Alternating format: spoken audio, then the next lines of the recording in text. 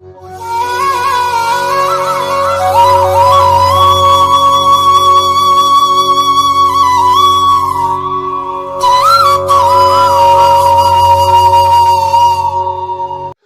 राधे मित्रों, मैं आचार्य भरत कृष्णदास एक बार पुनः आप सभी का स्वागत करता हूं हमारे YouTube चैनल मेरा सांवरिया सरकार में। मित्रों, आज ज्योतिष की श्रृंखला में हम बात करने जा रहे हैं पंचक नक्षत्रों के बारे में। इससे पूर्व मित्रों, यदि आप हमारे चैनल पर पहली बार आए हैं तो प्लीज़ पहले चैनल को सब्सक्राइब करें ताकि धर्म से संबंधित जो भी वीडियो अपलोड होती है आप तक पहुंच सके। मित्रों, पंचक नक्षत्र क्या होते हैं?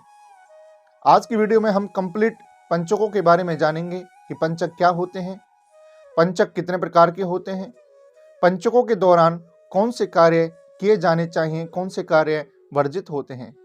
यदि पंचक के दौरान घर में किसी की मृत्यु हो जाती है तो उसका क्या दोष लगता है, घर में उसका क्या प्रभाव पड़ता है और पंचक शांति का क्या उपाय करना चाहिए। मित्रों, ये सारी चर्चाएं हम इस वीडियो में करने वाले हैं, इसलिए प्लीज़ वीडियो को अंत तक देखें। मित्रों, हमारे चैनल पर ऑनलाइन ज्योतिष क्लासेस चलाई जा रही हैं। यदि आप ज्योतिष में रुचि रखते हैं और ज्योतिष सीखना चाहते हैं तो हमारे चैनल पर जाकर के ऑनलाइन ज्योतिष सीख सकते हैं।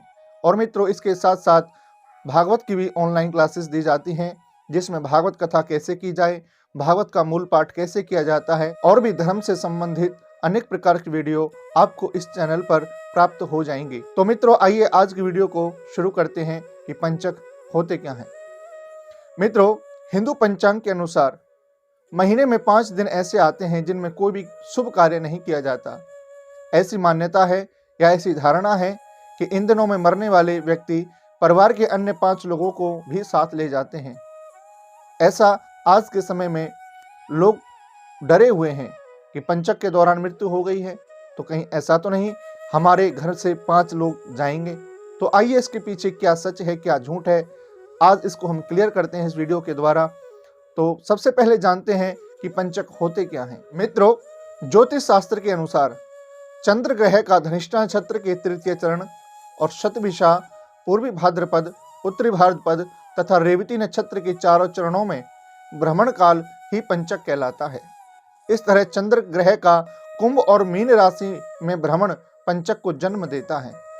पंचक के नक्षत्रों पर क्या प्रभाव पड़ते हैं, आइए हम जानते हैं। धनिष्ठा नक्षत्र में अग्नि का भय रहता है। शतभिषा नक्षत्र में कलह होने की संभावना रहती है। पूर्वी भाद्रपद नक्षत्र में रोग बढ़ने की संभावना रहती है। उत्तरी भाद्रपद नक्षत्र में धन के रूप में हानि होती है और रेवती नक्षत्र में धन की हानि होती है। मित्रों, ऐसे कौन से कार्य हैं जो पंचक में नहीं किए जाते, आइए हम जानते हैं शास्त्र प्रमाण के द्वारा। शास्त्रों में कहा गया है, अग्नि चोर भयम रोगो राजपीड़ा धनक क्षति संग्रहे तृणकाष्ठानाम कृते वस्वादि पंचके।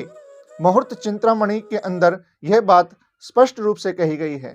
इसका क्या अर्थ है कि पंचकों में तिनकों और काष्ठ के संग्रह से अग्नि भय, चोर भय, रोग भय, राज भय और धनहानि की संभावना होती है। तो मित्रों, पंचक में लकड़ी एकत्र करना या खरीदना वर्जित होता है। मकान पर छत डालना वर्जित होता है। शव जलाना अर्थात अंतिम संस्कार करना वर्जित माना जाता है। पलंग या चारपाई बनवाना और दक्षिण दिशा की ओर यात्रा करना भी पंचकों में वर्जित माना जाता है। लेकिन मित्रों, परिस्थितिवश यह कार्य करना अनिवार्य हो तो इसके क्या समाधान है, आइए जानते हैं। यदि लकड़ी खरीदना अनिवार्य हो तो पंचक काल समाप्त होने पर गायत्री माता के नाम का हवन कराएं।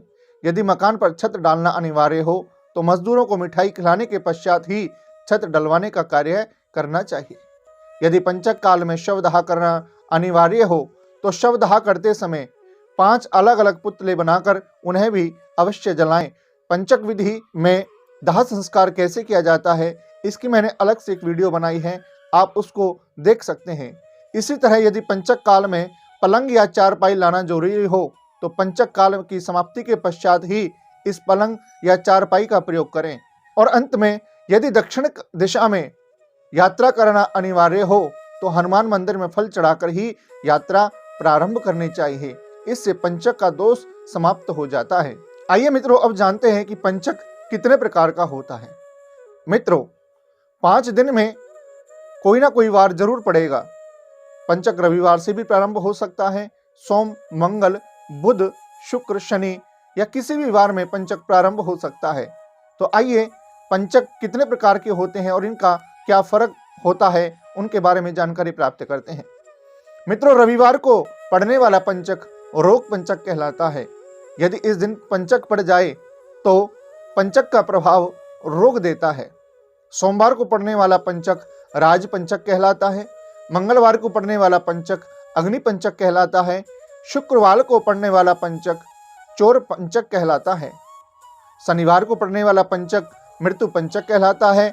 इसके अलावा बुधवार और गुरुवार को पड़ने वाले पंचक में ऊपर दी गई बातों का पालन करना जरूरी नहीं माना गया है। इन 2 चीजों में पड़ने वाले दिनों में पंचक के 5 कर्मों के अलावा किसी भी कार्य को करना शुभ माना जा सकता है। अब बात करते हैं मित्रों मेन टॉपिक के बारे में। यदि पंचक के दौरान घर में किसी व्यक्ति की मृत्यु हो जाती है तो उसका क्या प्रावधान है। गरुड़ पुराण सहित अनेक धर्म ग्रंथों के अनुसार यदि पंचक में किसी की मृत्यु हो जाए तो उसके साथ उसी के कुल खानदान में 5 अन्यों की मृत्यु भी हो सकती है। शास्त्र कथन कहता है, मैं नहीं कहता। शास्त्रों में दिया गया है कि धनिष्ठम पंचकम ग्रामे सदभिषाकुल पंचकम पूर्वाभादा पदारथ्या चोत्तरः ग्रह पंचकम रेवती ग्राम बाह्यम च एतत् पंचक लक्षणम। आचार्यों के अनुसार धनिष्ठा से रेवती तक इन 5 नक्षत्रों की क्रमशः 5 श्रेणियां हैं। पहली ग्राम पंचक, दूसरी कुल पंचक, तीसरी रथ्या पंचक, चौथी श्रेणी ग्रह पंचक और 5वीं श्रेणी है ग्राम बाह्य पंचक। ऐसी मान्यता है यदि धनिष्ठा में जन्म मरण हो तो उस गांव नगर में 5 और जन्म मरण होता है। शतभिषा में हो तो उसी कुल में, पूर्वा में हो तो उसी मोहल्ले में, उत्तरा में हो तो उसी घर में और रेवती में हो तो दूसरे गांव नगर में 5 बच्चों का जन्म या 5 लोगों की मृत्यु संभव होती है। मित्रों, मान्यता अनुसार किसी नक्षत्र में किसी एक के जन्म से घर आदि में 5 बच्चों का जन्म तथा किसी एक की मृत्यु होने पर 5 लोगों की मृत्यु होती है। मरने का कोई समय नहीं होता। ऐसे में 5 लोगों का मरना कुछ हद तक संभव होता है, परंतु उत्तरा भाद्रपद को ग्रह पंचक माना गया है। और प्रश्न है कि किसी घर की 5 औरतें गर्भवती होंगी तभी तो 5 बच्चों का जन्म होना संभव है। पंचक में जन्म, मरण और 5 का सूचक है। जन्म खुशी है और ग्रह आदि में विभक्त इन नक्षत्रों में तथा कथित 5 ग्रह आदि में होने वाले तो स्पष्ट है कि वहां विभिन्न प्रकार की खुशियां आ सकती हैं।